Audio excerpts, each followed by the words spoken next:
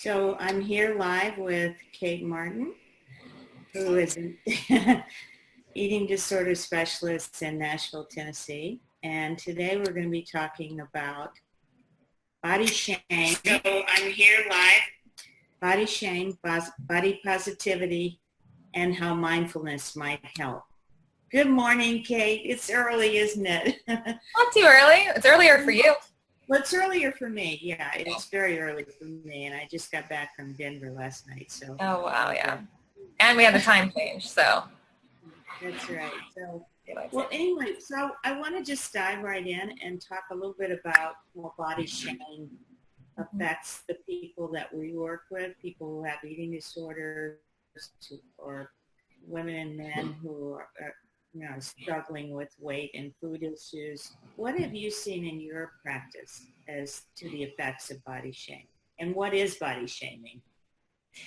Yeah, so shame is such an interesting concept, and I think what I like to do with clients is to just initially delineate between guilt and shame. So, guilt is the feeling that, I've done something I wish I hadn't done. I've done something that wasn't skillful or kind or whatever, and there's like this healthy amount of guilt, like, oh, that's out of line with my integrity. Shame is a belief that, I am wrong, I am bad at my core, and it can't be alleviated through anything. I can't do anything. If I'm guilty, I can make amends, do better next time and overcome that guilt. With shame, it's toxic and I can't fix it. I can't make it better because it speaks to who I am at my core. And I think we learn shame very young, and especially about our bodies, because being in your body is such a primal experience. It's hard to separate out who I am from my body. And as little kids, and especially, little girls in this world, we're taught so young to be ashamed of our bodies. Anything from being too big, too small, flat-chested, having cellulite, growing hips, and anything, just the natural course our body takes becomes shameful to us. And then that's very toxic. Yeah, for example, I've had a number of patients who've just gone through puberty earlier than their peers. And that caused them to feel like, oh, I'm just so huge. I had one girl who was like 5'3" in the first part of middle school, and so she was bigger and taller than all of her peers, and that just led to her wanting to shrink herself because she just felt so big and felt ashamed of herself. Yeah, I think too, with body shame, it can almost be an outcropping of just any kind of shame. Like, I remember Dr. Ross early on when we were working together in treatment, you would say, the body image was a red herring. It was this distraction for deeper shame. So let's say I've experienced some trauma. I may deflect that into this body shame. Oh, if I could just lose this much weight, or if my hips weren't so wide, or if my boobs were bigger or smaller, or anything, and that might undo this icky feeling of shame that I carry from what happened to me. Yeah, I think that's something that I really like what Bessel van der Kolk says about the body remembers, the body holds the trauma. So even though we may not remember until later in our lives, and sometimes never, if the trauma happened really early, the body does remember. And there are certain things that we are living from which we may not be aware of where they even come from. Absolutely. Yeah.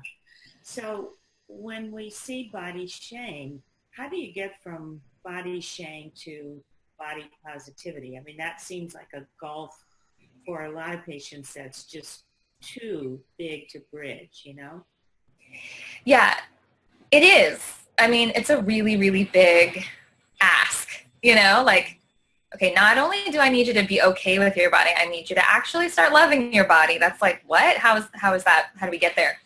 And what has helped me a lot in my own journey with recovery is to think of my body like a beloved friend or a beloved, family member, like my brother, who I love him. He drives me crazy sometimes, And some days I'm like, you're not my favorite person, but I always love you and I always respect you and I would never harm you and I would never deprive you of what you need just because today, like, you're not my favorite person.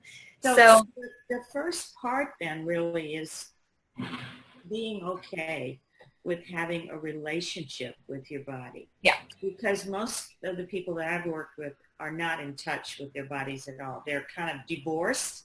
Right. But you really can't divorce your body. That's a relationship you're going to have from cradle to grave. So the first part is really just being willing to accept that, okay, I need to in some way have this relationship with my body. And how do you treat somebody who you're in relationship with? Like with your brother, you know? Yeah, if I go out to lunch with my brother, I'm not going to say, you're going to have a salad and nothing else. No carbs for you. It's like, you know, I'm not going to tell you what you need. I'm not going to tell you what to do. I'm not going to deprive you. And with my body, you know, observing it as its own entity, you know, with needs of its own that may differ from what my brain wants it to need, or, you know, like we've talked about set point weight theory, you know, this idea that my body has a healthy set point for its weight, and that may not be what my brain wants it to be, but my body wins. Like my body gets to decide that set point. And also just the whole listening to your body thing. If you go out to dinner with your brother, you don't sit there and ignore him while he's talking to Usually not. But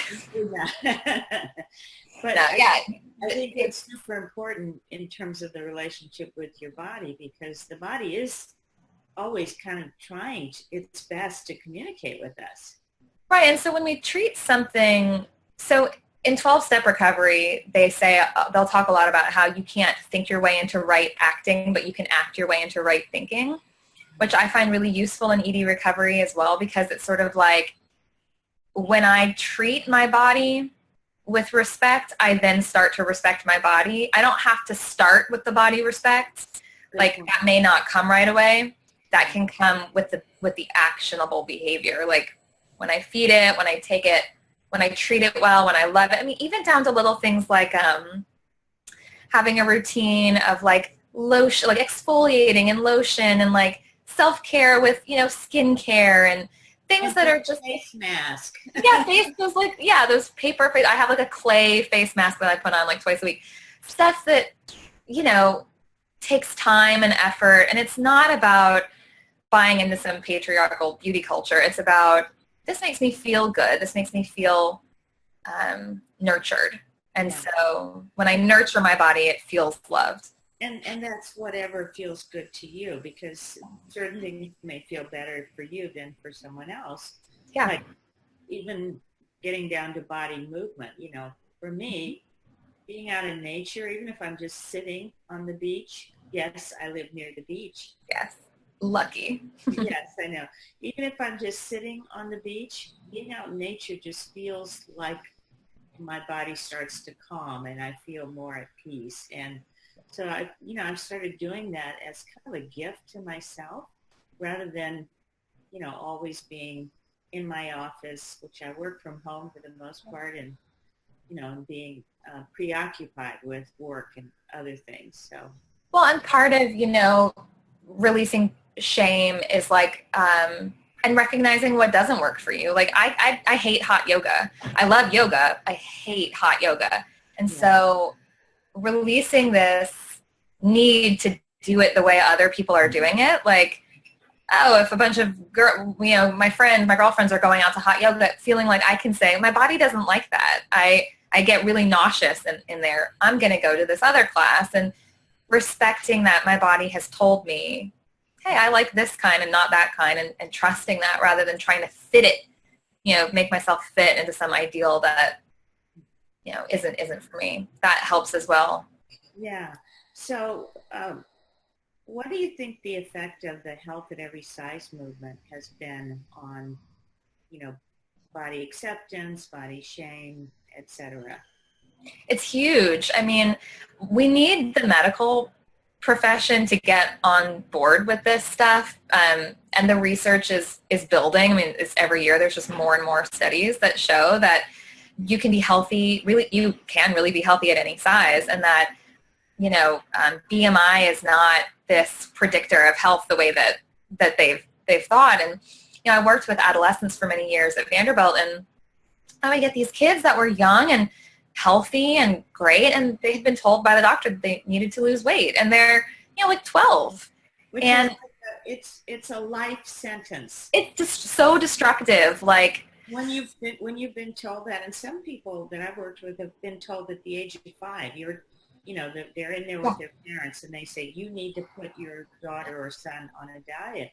And they never forget those words. They never recover from that, and it's this thing where, they haven't done anything wrong. There's nothing that needs to be fixed about their behavior. Their body is just sort of saying, this is my set point. This is when you're eating well and active and having fun, like, this is what your body looks like right now, and they believe that that's not okay.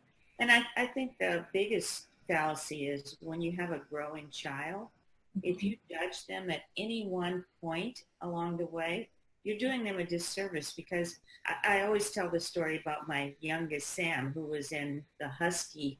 Yeah, and he's so, like, he was tall in the Husky department, and he was like, I don't know, going into middle school or something. And he thought, I think, well, maybe I'm fat. And I said, no, this is your growth curve. This is what it looks like to be your age and to have gone through your growth spurt. And now he's 6 feet tall. He's in great shape and so on. But had I started him on a diet at that point, I just, I shudder to think of how that would have affected him in his life. Well, and we know how, from our clients and patients, we kind of can get a glimpse into that, how it would have gone, because for so many, I give a lot of my clients an assignment to do a timeline of just food and body messages that they've received. And almost all of them have these very early body shame messages, whether it be from a doctor, a parent, a grandparent, saying, something about the way you're built. Or even strangers, Yeah, or strangers, in the supermarket or whatever, saying, the way that your body is built is wrong. You can't really ever unhear that. Yeah. So I know for me, Health at Every Size really released me to do what I knew was right anyway as a physician. But I think you're right. Obviously, the medical profession is always slow to change. I mean, it's been in my lifetime that we've gotten to the point where we said cigarettes were dangerous because there's so much advertising money behind smoking that even doctors were in commercials smoking. Yeah.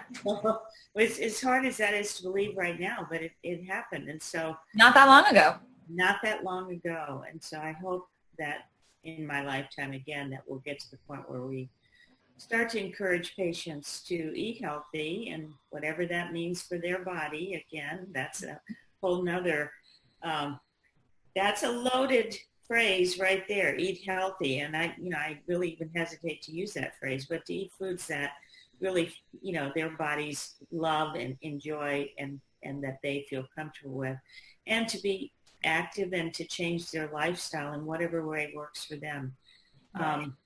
So we can all hope. So how does mindfulness come into this?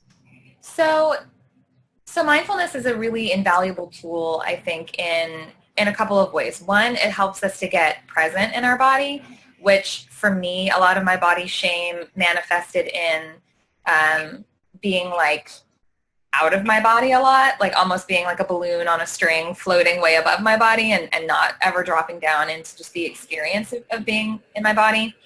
Didn't know if I was hungry, didn't know if I was full, didn't know if I was eating food I liked. So mindfulness helps us with just getting in our bodies in the first place. And then I have a particular affinity for this practice called metta, which means loving kindness.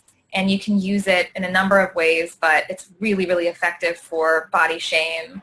I want to get to that in a minute, but I want to just go back for a moment to make sure that we're clear about the Health at Every Size movement.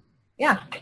because I feel like I left something out. And when you're talking to your clients about size, how do you as a therapist avoid, shaming them or triggering their own shame? Because that shame becomes internalized when you're talking about eating or talking about body movement or, appearance or anything like that. So because I'm a therapist, I get to take the approach of mental health being the most important health measurement that I deal with. So when we talk about like how much exercise is healthy or what kind of food is healthy or whatever, I always take the approach of your mental health is part of your health. And it's the part of your health that I'm focused on. So exercise as much as makes you feel good, like with your anxiety, with your depression, and then no more. Give yourself permission to only do as much as you'd like that doesn't feel punishing, and then stop.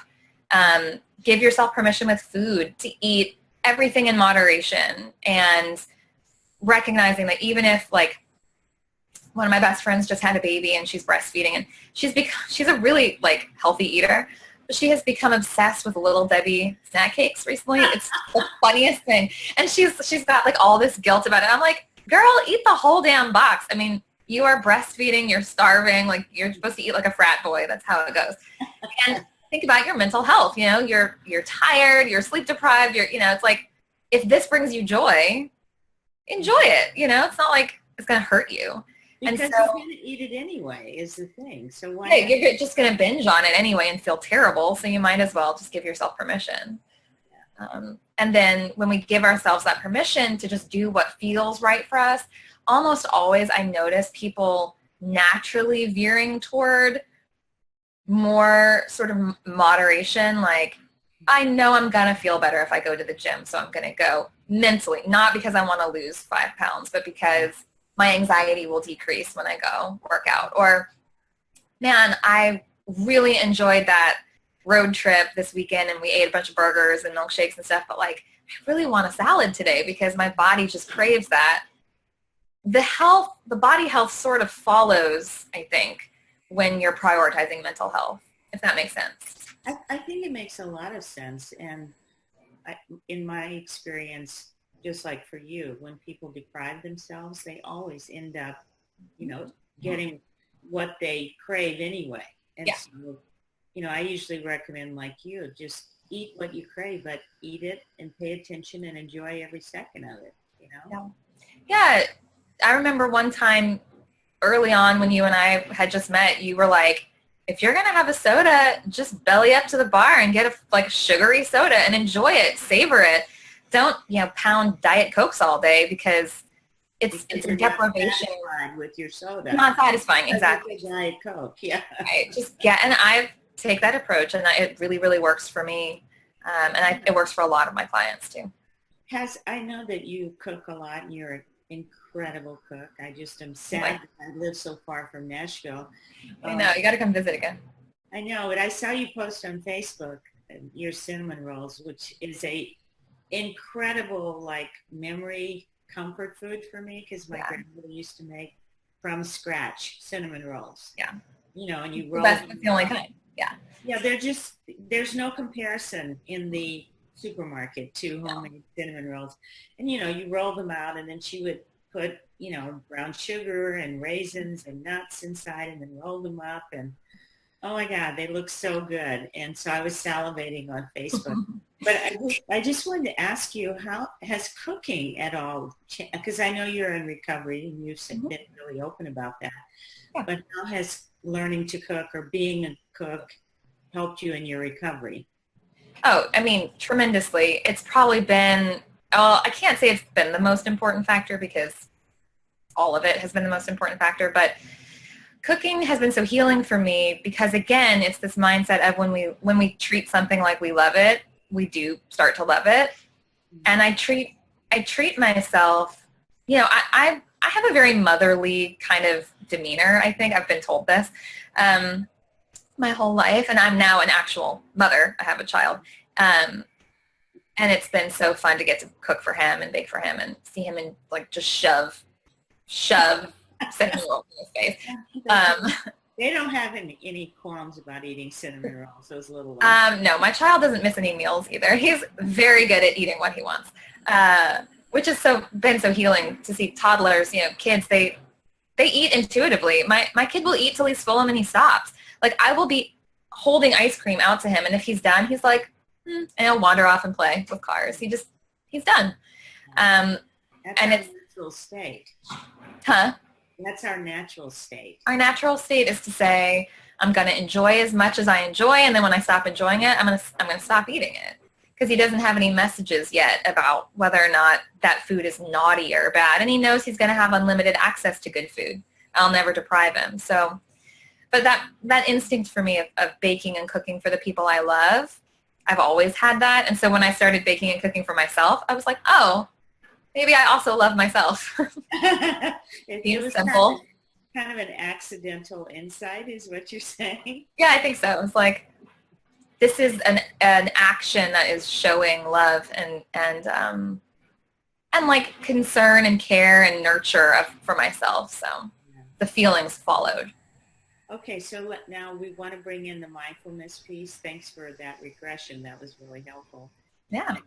Let's talk about body metta. You were saying that it's a mindfulness practice. Yeah.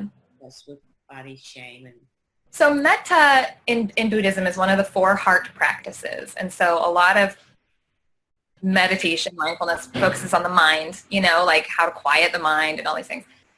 And then there's these 4 heart practices, which are, more about our heart, our feelings. And metta is my favorite of them.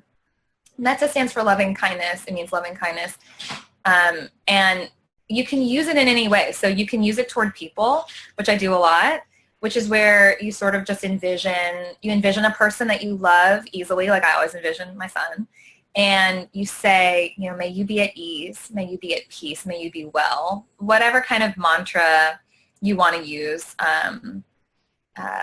You can write your own, or you can just, use something like that. And then you think of other people that you love, and you send that to them. And then you think of neutral people, like people you just see on the street every day, whatever. And then you think of difficult people that you maybe have hurt you. And then you just envision the whole world sort of sending out this love and well wishes to everyone. Yeah, I love the practice of loving kindness. It helps me from loving myself to also just like not getting a rage stroke in Nashville traffic, because I'm like, may you be well, may you be well. Yeah. May you be well and get out of my way. May you be well somewhere else, like not in front of me.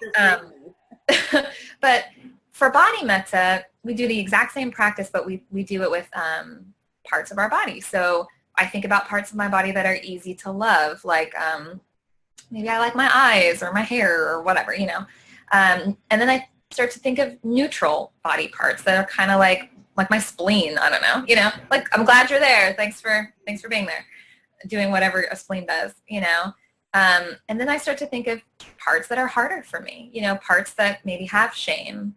And I send that loving kindness. May you be well, may you be at ease. Or you could even try, I love you, thank you. Any kind of mantra that feels right for you. And you just, breathe and send those thoughts to your body. And if you do that on a pretty regular basis, it's going to make a difference. Yeah, I think it might be interesting, to have encourage people today to just, maybe for this week, practice loving kindness towards your body and the body metta. And can you just give us, take us through just a short version of that, of how that might look, so that people get a sense of what to do? Yeah, sure. So the way we would normally do is we'd say to get into an upright posture that's comfortable for you, and to close your eyes if that feels comfortable, and to take a few deep breaths in through your nose and then release it through your mouth. And another, and then release it. And then call to mind a part of your body that is easy to love, a part that you don't have complicated feelings toward. And holding that part of your body and your mind, just sending loving kindness to that part in the form of whatever words feel best. You might say, thank you, I love you. You might say, may you be well. You might say, may you be at ease. Whatever words feel best. And breathing that in a few times and breathing it out.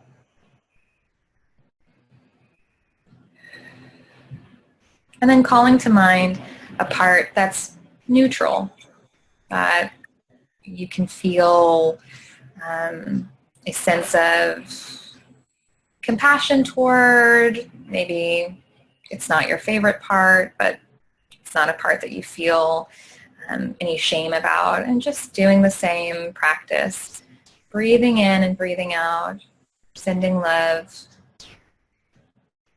Thank you. I love you. May you be at ease. May you be well.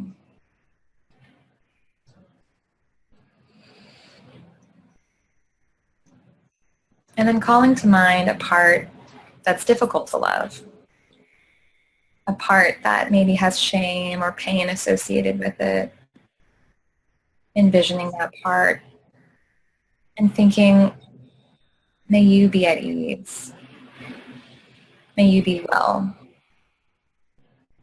You might say, thank you, I love you. That's available for you. Or you can work up to that. And breathing it in and breathing it out. And then envisioning your body as a whole, surrounded by these well wishes. And breathing in that space for as long as you like. May my whole body be at ease. May my whole body be well. Thank you to my body. I love you to my body. And then when you're comfortable, you can open your eyes. And that's just a really short version. Normally we would take a lot longer and run through several parts. But you don't have to take longer. I think people who are starting out, they may feel like, well, I don't have 20 minutes to do this. 5 minutes is better than no minutes. That's right. So I think that was even less than 5 minutes. Just going through that once is a way to start a relationship with your body and start being mindful about how your body feels. So yeah, and being gentle with sort of like, if I can't say I love you to my thighs right now, I can just say, may you be at ease, may you be well. And working our way up to where maybe one day we could try to just say, thank you, thighs, for like being strong and holding me up. And then maybe I could work my way to, I love you, So it's just a practice. Practice is the right word for it, And that's the important thing, because nothing changes without practice. We're such a diet-obsessed, quick, in-the-moment culture that we don't realize that making change is really hard work. I've been a speaker for 10 years, and I started going to speakers trainings and realizing, you know what, I'm not the best speaker in the world. And to be the best speaker that I can be, it's going to take a lot of hard work and practice. And that's been a real eye-opener. And you look at people who are successful at anything they do, it takes practice, and it's something that you have to do on a regular basis. So, yeah, and the hope is that with something like metta or yoga or any of the things that we do, it can become a joy as well. Like, yes, it's practice, and yes, sometimes it's a pain to take the time, but when you're doing it, it feels good. Like that's the goal, to enjoy it. It may be hard work, but it should feel good. Yeah, exactly. Thank you so much, Kate Martin from Nashville. It was a pleasure. Thank you. I enjoyed it. We'll see you next time. All right. Bye.